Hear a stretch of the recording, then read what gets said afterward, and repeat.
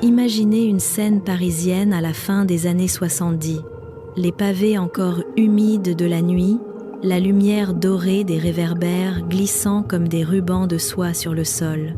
Et puis, surgissant doucement de cette brume matinale, un visage presque irréel, Carole Bouquet. Ses yeux bleus, profonds comme un lac d'hiver, un port de tête altier, et cette aura distante qui semblait dire qu'elle n'appartenait à aucun siècle précis. Elle n'était pas seulement une actrice émergente, elle incarnait déjà la noblesse glacée d'une top modèle, la silhouette énigmatique d'un mannequin que l'on remarque avant même qu'il ne bouge. Chanel l'a compris au premier regard. Carole n'était pas une femme comme les autres, elle était une icône en devenir, un visage capable de transformer le silence en langage. Pourtant, derrière cette perfection presque sculpturale, se cachait une série de paradoxes. Une muse lumineuse, mais traversée de zones d'ombre. Une beauté adorée, mais souvent prisonnière de sa propre image. Avant de plonger dans cette histoire pleine de secrets, de grâce et de fractures, si vous aimez les récits intenses sur les top modèles et les mannequins qui ont marqué la mode française, pensez à suivre la chaîne pour ne rien manquer des destins les plus fascinants. Carole Bouquet est née à Neuilly-sur-Seine, une banlieue parisienne calme, presque trop ordonnée pour imaginer qu'un jour en sortirait une future icône française. Son enfance fut marquée par la rigueur d'une famille de classe moyenne, attachée aux traditions, aux valeurs stables, aux chemins raisonnables. Ses parents n'auraient jamais imaginé que leur fille, discrète et réservée, deviendrait un jour l'image même de l'élégance, l'ombre magnétique d'une top modèle, ou la présence troublante d'un mannequin voué à captiver le monde. Petite, Carole n'était pas bruyante. Elle observait plus qu'elle ne parlait, absorbant les détails du monde qui l'entourait. Ses yeux bleus clairs, déjà étrangement profonds pour une enfant, inspiraient autant la curiosité que la distance. À l'école, certains la trouvaient mystérieuse, d'autres presque intimidante, sans comprendre pourquoi. On sentait en elle une énergie retenue, comme si un autre destin, plus vaste, l'appelait silencieusement. Cette aura singulière, faite de calme et de contradiction, était loin des rêves que ses parents lui destinaient. Mais c'était précisément cette énergie intérieure, indomptable, secrète, presque invisible, qui un jour pousserait Carole Bouquet hors des sentiers tracés, faisant d'elle bien plus qu'une simple beauté. Une femme destinée à marquer son époque. Le tournant qui allait propulser Carole Bouquet vers la lumière n'était pas un hasard. Ce fut une succession de moments presque écrits d'avance, comme si son destin l'attendait derrière un rideau qu'elle n'osait pas encore soulever. À cette époque, Carole était une jeune femme qui préférait les silences aux foules, les livres à l'agitation des podiums, loin de l'image flamboyante d'une future top modèle. Pourtant, c'est précisément cette pudeur, cette présence tranquille qui allait attirer les regards. Elle décida d'intégrer le conservatoire d'art dramatique, cherchant un lieu où elle pourrait enfin exprimer ce qui bouillonnait en elle, sans jamais trouver les mots justes. La basse, elle ne se distinguait pas par des éclats ou une énergie dominante. Carole avançait doucement, comme une ombre élégante qui ne cherchait pas à s'imposer. Mais quand elle entrait dans le champ de lumière du plateau d'entraînement, tout changeait. Même immobile, elle captait l'espace, absorbait les regards, imposait un silence subtil.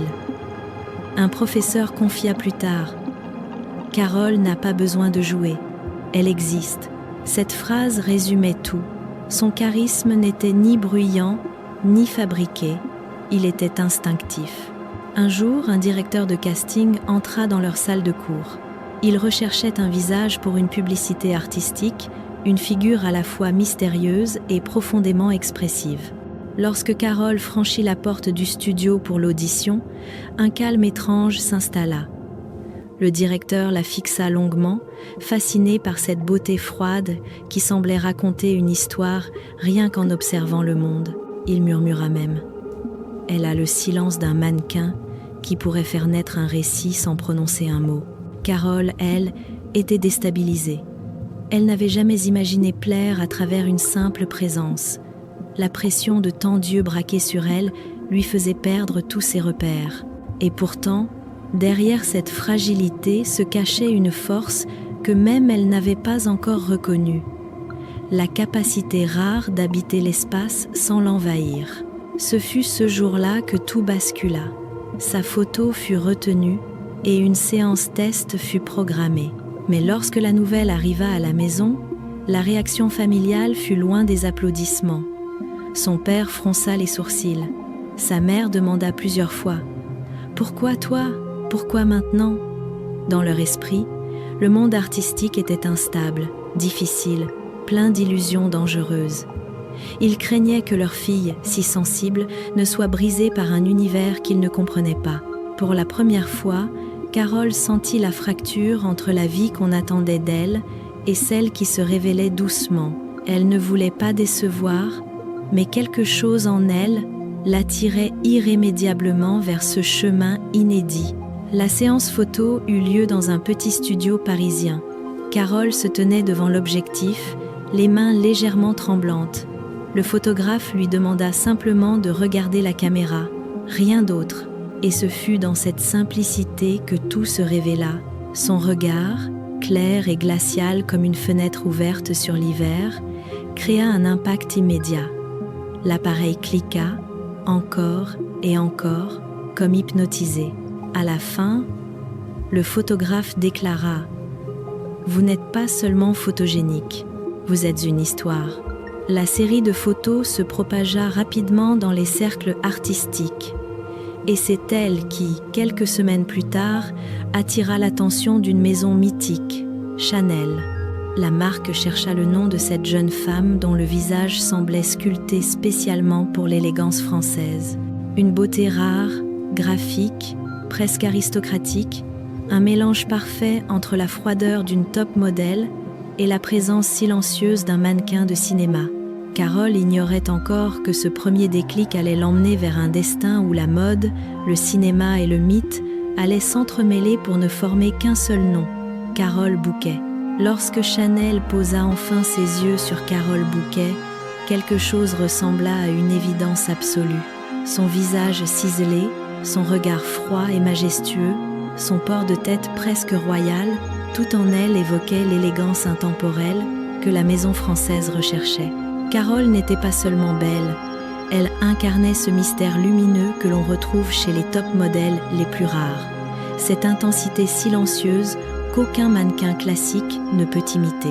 Dès ses premières campagnes pour Chanel, la magie opéra. Carole ne jouait pas devant la caméra. Elle habitait chaque plan comme si l'image avait été créée pour elle. Sous les projecteurs, sa peau prenait une teinte d'ivoire glacé. Ses yeux reflétaient une lumière argentée. Et chaque mouvement semblait chorégraphié par une élégance naturelle. Karl Lagerfeld, frappé par cette présence unique, déclara un jour « Carole n'a pas besoin d'artifice. Son visage est déjà un bijou. » Le succès de ses campagnes l'amena rapidement vers le cinéma international. En 1981, elle devint Bond Girl dans For Your Eyes Only, entrant ainsi dans l'histoire de la saga. Mais contrairement à d'autres actrices choisies pour leur sensualité explosive, Carole imposa un autre type de charme, distant, fier, presque aristocratique. Même entourée de beauté planétaire, elle ne ressemblait à personne. Elle semblait sortir d'un autre monde, celui où l'élégance ne crie jamais, mais s'impose naturellement. Carole Bouquet devint alors plus qu'un visage. Elle devint un symbole, une esthétique, une attitude, une façon d'être femme dans un univers qui exigeait souvent le contraire. Au moment où l'industrie de la mode exigeait des femmes qu'elles se plient aux tendances, qu'elles séduisent, qu'elles s'adaptent ou qu'elles se taisent, Carole Bouquet suivit un chemin résolument différent. Elle n'était pas une top modèle au sens traditionnel du terme, ni un mannequin prêt à accepter toutes les métamorphoses pour correspondre à un marché. Elle incarnait une élégance à part, un mélange de rigueur, de mystère et d'indépendance qui allait devenir sa signature et sa protection. Dès ses débuts, Carole fixa une règle simple mais audacieuse. Elle n'accepterait jamais une proposition qui trahirait la femme qu'elle était. Dans les années 80, beaucoup de photographes tentaient de la convaincre d'adopter une image plus audacieuse, plus provocante, plus vendable. Le marché réclamait des silhouettes sensuelles, des regards brûlants, des poses suggestives. Carole, elle, refusa systématiquement. Non par pruderie, mais par conviction. Elle savait que sa force résidait ailleurs, dans son regard glacé, dans ses silences lourds de sens, dans cette pudeur aristocratique qui la rendait immédiatement identifiable. Certaines maisons de couture jugeaient son attitude trop rigide. Elle voulait une beauté docile, facilement façonnable. Chanel, au contraire, reconnut en elle une âme sœur. L'élégance sobre que Coco Chanel avait autrefois imposée au monde retrouvait soudain un visage contemporain, un visage sculptural, noble, dépouillé, qui rappelait que la vraie sophistication naît toujours de la simplicité. Mais ce refus de céder aux dictats du marché eut un prix. Dans un milieu où les emplois se négocient en souriant, où l'on doit plaire à tout prix, Carole passa parfois pour difficile. Elle disait non à des campagnes très lucratives, non à des couvertures dont la mise en scène ne lui ressemblait pas, non à des photographes convaincus que la nudité était la seule voie vers l'avant-garde. Pour Carole, être mannequin n'était pas se vendre, mais se préserver. Son courage ne se limita pas à la mode. Hollywood, séduit par son rôle de Bond Girl, tenta rapidement de la placer dans des rôles calibrés. Femme fatale, beauté manipulatrice, silhouette sensuelle, destinée à faire fantasmer le public. Mais Carole rejeta ces propositions à répétition. Elle refusait que l'on réduise sa carrière à une apparition glamour dans un film d'action. Elle voulait des rôles qui parlent, qui résonnent, des personnages à la sensibilité complexe, parfois brisés, parfois silencieux, toujours profonds. Elle choisit donc le cinéma d'auteurs français et européens, un chemin plus fragile mais plus vrai. Elle préféra des films exigeants à des productions hollywoodiennes qui l'auraient sans doute rendue immensément célèbre. Cette décision, loin de la diminuer, fit d'elle une actrice respectée, une femme qui savait refuser ce que beaucoup auraient accepté immédiatement. Mais c'est peu être dans sa vie personnelle que Carole fut la plus courageuse.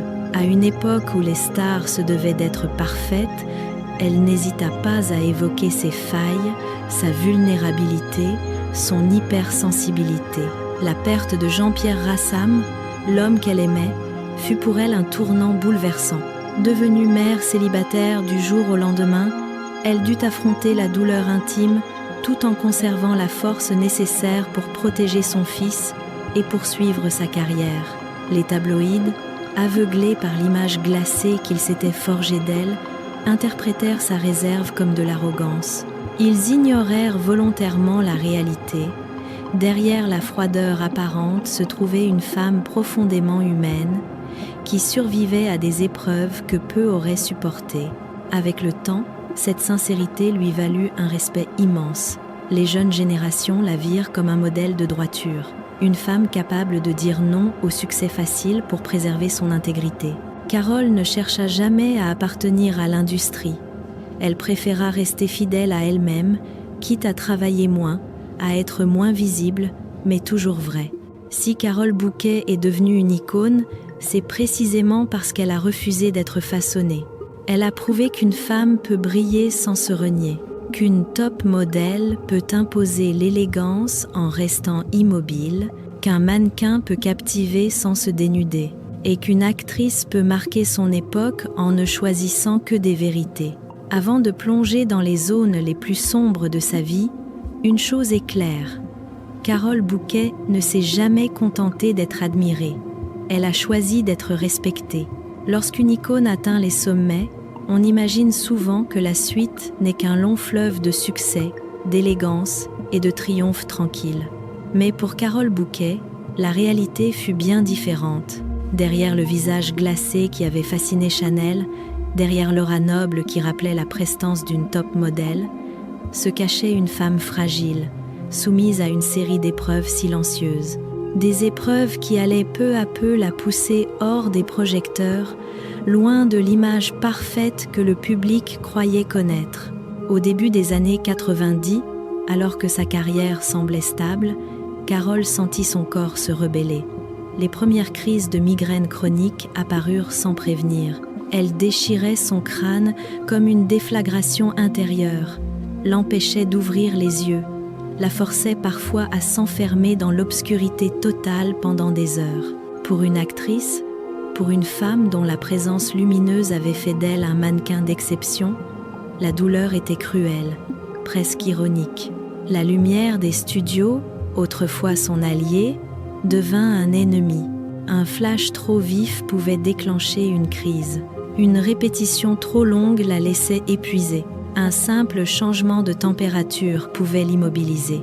Très vite, les annulations s'enchaînèrent. Carole dut refuser des tournages, reporter des campagnes, décliner des propositions exigeantes.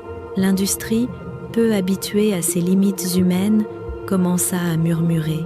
Certains journalistes insinuèrent qu'elle devenait difficile, d'autres qu'elle n'avait plus l'envie.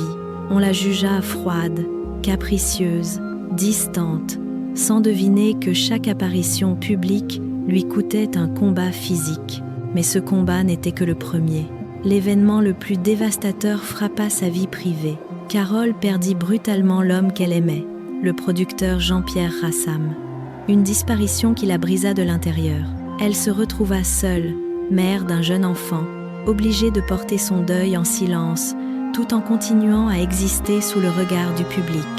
Le glamour, les tapis rouges, les attentes du cinéma, tout cela devint soudain dénué de sens. Elle essaya de rester forte, mais la douleur combinée à la maladie devint un fardeau presque insupportable. Peu à peu, elle se retira, non pas par faiblesse, mais par nécessité vitale. Les événements mondains disparurent de son agenda. Les Fashion Weeks, les soirées Chanel, les premières de cinéma, elle les laissa derrière elle. Ce retrait soudain alimenta de nouvelles rumeurs. Certains magazines parlèrent de disparitions étranges, d'autres d'effondrement émotionnel, mais Carole refusa de se justifier. Elle préféra la discrétion à la confession, la dignité à l'explication publique. À la place, elle choisit une voie plus intime. Elle tourna moins, mais mieux. Elle sélectionna uniquement des projets qui parlaient à son cœur. Elle privilégia le cinéma d'auteur, les rôles exigeants, les récits introspectifs. Loin d'Hollywood, loin du vacarme médiatique, elle trouva un espace où sa sensibilité pouvait respirer. Là où l'on respectait le silence, où l'on comprenait qu'une femme pouvait être à la fois forte et brisée, lumineuse et sombre. À mesure que sa présence devenait plus rare, son aura devint plus précieuse. Le public comprit peu à peu que son retrait n'était ni un caprice, ni une faiblesse, mais un choix, celui de se protéger, de se reconstruire, de s'écouter enfin. Carole Bouquet ne disparut jamais vraiment. Elle se transforma. Elle passa du statut de muse omniprésente à celui de figure mystérieuse, presque mythique, une beauté que l'on ne voit plus partout, mais dont chaque apparition crée un frisson particulier. Dans cette absence choisie, Carole trouva une vérité. Parfois, pour survivre, il faut s'éloigner de la lumière. Elle ne quitta pas la scène parce qu'elle n'était plus capable d'y briller.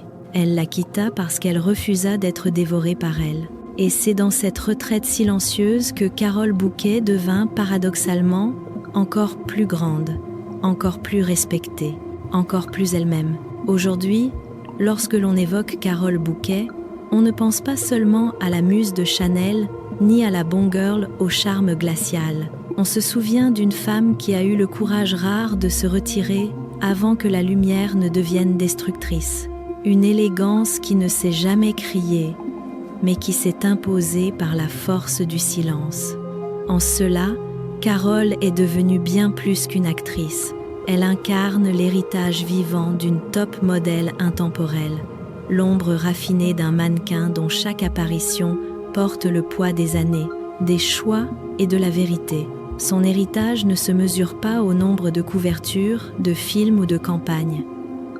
Il se mesure à sa capacité à rester fidèle à elle-même dans une industrie qui exige le contraire. Elle a prouvé qu'une femme peut marquer une époque sans se perdre, que la beauté véritable naît souvent des décisions difficiles et parfois même des retraits.